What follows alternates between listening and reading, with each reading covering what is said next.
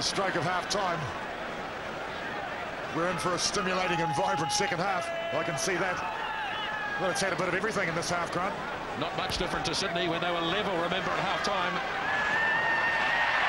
Oliver, good work by the All Blacks from the kick-off. They want some continuity here to score some points before the break to go into the half with a lead. Alatini makes the burst near the 22. Well, this is the one, maybe Mertens with a drop kick.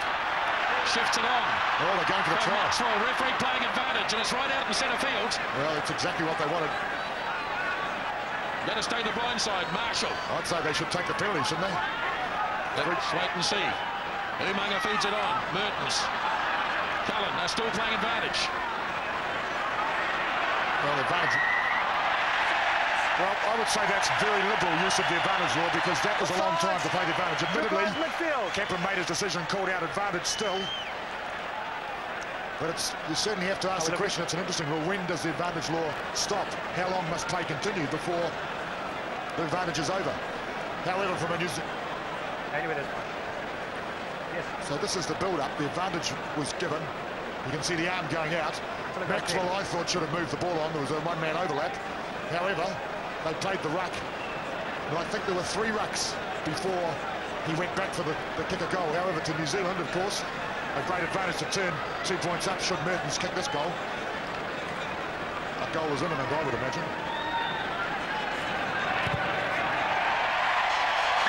Mertens makes the kick, and that is the end of quite a sensational first half. It saw the Wallabies get away to a 12-0 lead. The All Blacks fought back, and at the break, they lead by 2.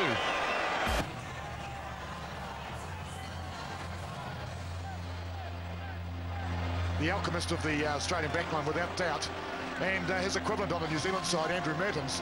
Well, we know that he's the playmaker. He's making all the decisions. Oh, Ben Tune's going to make his debut. Well, not his debut, but his return after some injury, of course. Made a brief appearance against South Africa last week, and here he is now on with a full 40 minutes to play. 2 changes in this play for the Wallabies. Ben Tune is on for Joe Roth, and also on the side of the scrum, Mark Connors is on. Jim Williams is off as well. Thanks, Smithy. So Rod McQueen has made 3 subs in the match so far.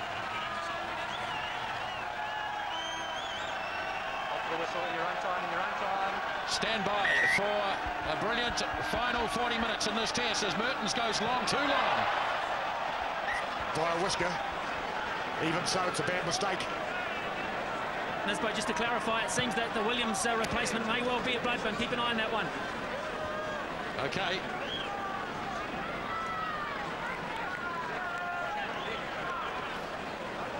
So Jonathan Kaplan talking about the props putting their hand on the deck just like that one you saw. Often they do it for the initial hit. Kefu off the back of the scrum. Latham. And the little nudge through has been so effective in this game so far. But this time pushed it towards touch. Jonathan Kaplan thinks this is a Wallaby ball, but I suspect not. Well, Latham putting the kick through didn't look like it hit anybody.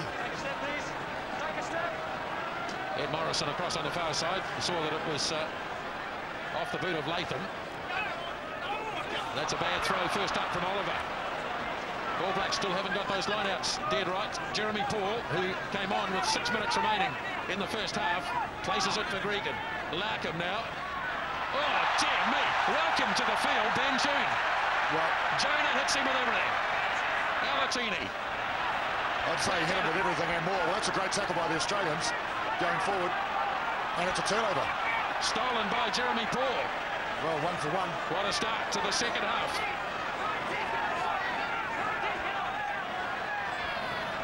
So away it goes. Alatini hits John Eales with everything. That's a crunching tackle. Referee playing advantage. Here it is. John Eales. He's not that well either, John Eales. Cullen.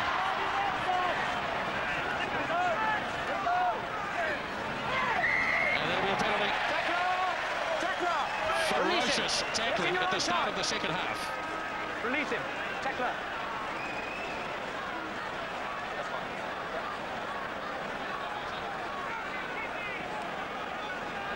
Andrew Mertens pushing for the sideline, and well, the talking point so far, Ben Tune has only been on the park a minute. Look at this. Oh, take that. Well, welcome back, but didn't he do well to place the ball? But Jonas stepped up off the deck to pick it up. Ben Tune was a bit critical of Jonah Lomu in the press, and Lomu has replied. Marshall across for Mertens. Alatini. Here he goes again. Takes 3 or 4 of them to get him. Now it's freed up for Mertens on the inside for Blackadder. Carried on by Case Muse. Tane Randall has a go. Now Marshall off to Kronfeld. Marshall gets it back. Wallaby defence holding. Short from Oliver to Randall. All Blacks rolling forward with Umaga. Lomu there to help out. Justin Marshall looking up at the referee. Now Andrew Mertens. Strong defence again by the Wallabies. All Blacks struggling to get past the 22. Tana Umaga wants the ball. Hands it off to Todd Blackadder. Looking to free it quickly. Now Umaga. He's a real danger man in those situations. Marshall frees it up for Mertens. Lomu.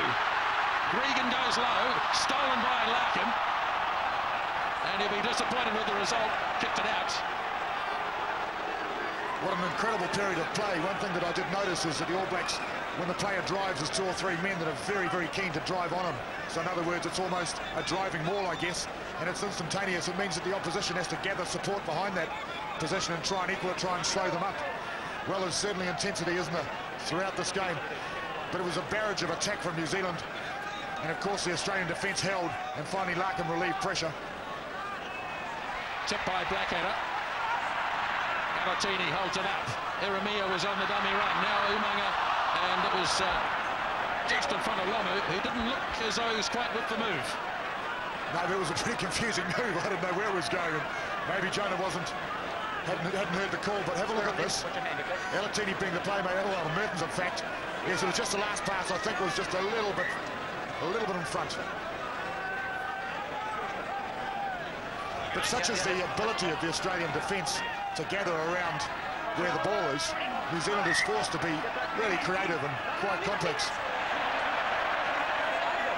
Out of there. Come number one, come with me. Come with me. 34, we're going to get a nick injury. Anton Oliver, we're reeling back there. Well, obviously something happened deep in the dark depths of the front row in Nisbo. On my call. Lock and hold. You go. But it's happened before, and it'll happen again, no doubt. Larkham. Little for Tune. Smashed by Eremia. Wallaby so in control of it with Todai Kefu. That's the 10-metre line in the All Black territory. And a turnover here. Marshall frees it up for Cribb. Oh, turnover again. Snapped up by Daniel Herbert. Eales slips it. 10 out from the 22. Latham wasn't expecting it. Now Ben Tune, he's been hitting some big tackles. There's another one. But still retaining possession, Australia. So Gregan feeds Larkham once more. Maxwell tries to nail Little, but he got through it. And then they lost it. Well, that's a great-looking hand, isn't it? I wonder where that person comes from. Well, that's Ben Tune in the wars again. 3 big tackles on this man. He'll know he's back in the game. I dare say he's the sort of bloke that can handle it, though. Outstanding player. Plagued by injury. Cribb tries to slip away from Gregan. Not able to get away. It was an example of a number 8 running onto the ball on the ground, if you can understand me. Mertens with the clearance, getting excellent distance. Latham will have to kick this. He's got nobody back in support.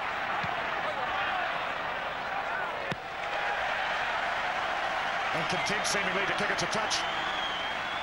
Precisely because of the fact that he had no support.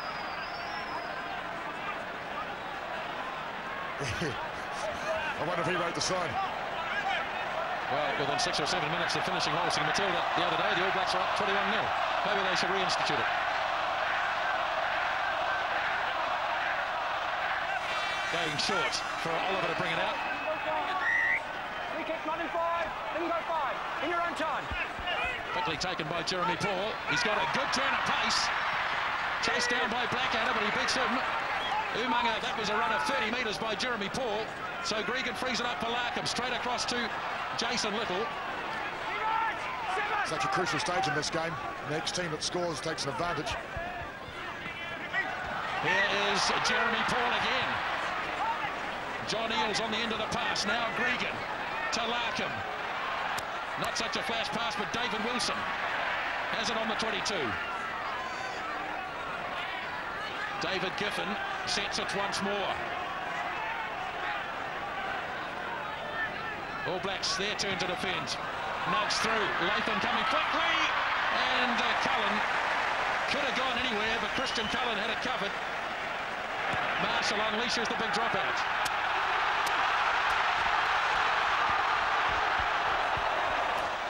Well, not normally Marshall's forte, the drop kick, but he seized the situation. He sized up the situation and took the opportunity, drilled it deep to relieve a bit of pressure. And of course, it just crept over the touchline. Would have been interesting if it kept inside. So, Smithy, I get the opinion here in the commentary box that there's a huge amount of noise down there by the field. Well, it's unusual, Murray. 109,000 at Sydney off that sideline there, but it doesn't compare to the volume of noise here. It's so much more intense in the stands as well as on the park for me. Jeremy Paul, short to Giffen. Paul again for Gregan. Oh dear, not such a good pass, but Daniel Herbert does well to scoop it up. Gregan looks about. Larkham doing a fair bit of kicking as the All Black defence comes up very flat.